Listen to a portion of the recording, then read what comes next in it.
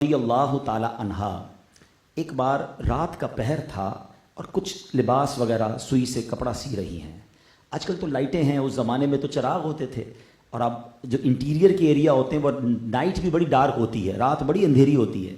اب کیا ہوا کہ بی بی عائشہ فرماتی ہے کہ رات اندھیری تھی اور میرا چراغ بھی گل ہو گیا، چراغ گل ہو گیا اور سوئی میرے ہاتھ سے گر گئی. اب ٹرائی ٹو انڈرسٹینڈ، اگر یہاں بھی سوئی گر جائے تو ڈھونڈنا آسان نہیں ہے اتنی روشنی میں، مگر اگر اندھیری رات ہو چراغ بھی گل ہو جائے تو سوئی ڈھونڈنا اٹس نیکسٹ ٹو امپاسبل. مگر وہ کہتی ہیں کہ اتنے میں میرے آقا مدینے والے مصطفیٰ نور والا چہرہ لے کر میرے کمرے میں تشریف لے آیا ہے. اچھا دیکھیے، ایک بات سمجھنی ہے، پیارے آقا کے چہرہ انور سے نور کتنا نکلتا تھا. آج بھی کسی کا برائٹ چہرہ، خوبصورت چہرہ دیکھ کر ہم کہتے ہیں ماشاءاللہ بڑا خوبصورت چہرہ ہے، نورانی چہرہ، یہ اور چیز ہے.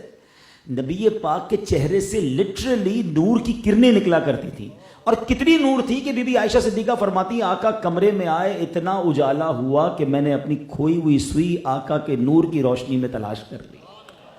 اچھا جب وہ سوئی مل گئی تو بی بی عائشہ صدیقہ رضی اللہ تعالیٰ عنہ عظمت کے ساتھ، محبت کے ساتھ عرض کرتی ہیں حضور آپ کتنے خوبصورت ہیں، آپ کتنے حسین ہیں.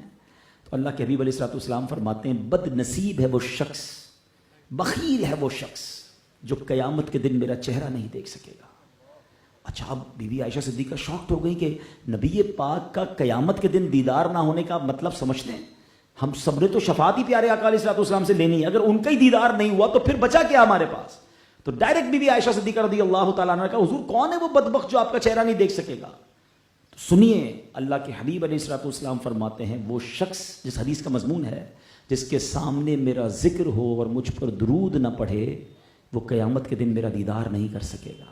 ایک طرف فرمایا جو میرا نام سن کر درود نہ پڑھے وہ میرا دیدار نہیں کر سکے گا، اور دوسری طرف ایک اور پیاری حدیث یہ ہے کہ نبی پاک فرماتے ہیں جس کا مضمون ہے بے شک بروز قیامت میرے سب سے زیادہ نزدیک وہ ہوگا جس نے دنیا میں مجھ پر سب سے زیادہ درود پڑھے ہوں گے.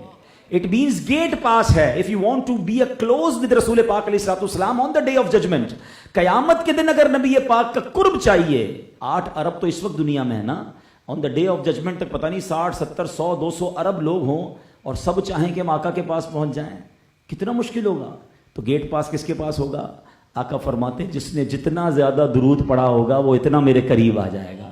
ویسے میں آپ کو درود پڑھنے کا ایک تصور بھی بتاتا ہوں، میں نے کبھی پریکٹس کیا ہے، کبھی آپ بھی اس کو پریکٹس کیجئے گا کہ ہاتھ میں تسبیح ہو اور آنکھیں بند ہوں اور میں یہ درود پڑھ رہا ہوں کہ میں جتنے درود پڑھ رہا ہوں نا اتنے قدم آقا کے قریب ہوتا جا رہا ہوں.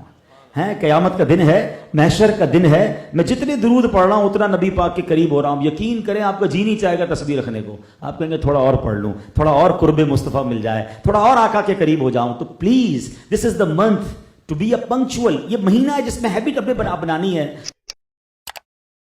Month to be a punctual, یہ مہینہ ہے جس میں ہیبٹ اپنے بنانی ہے.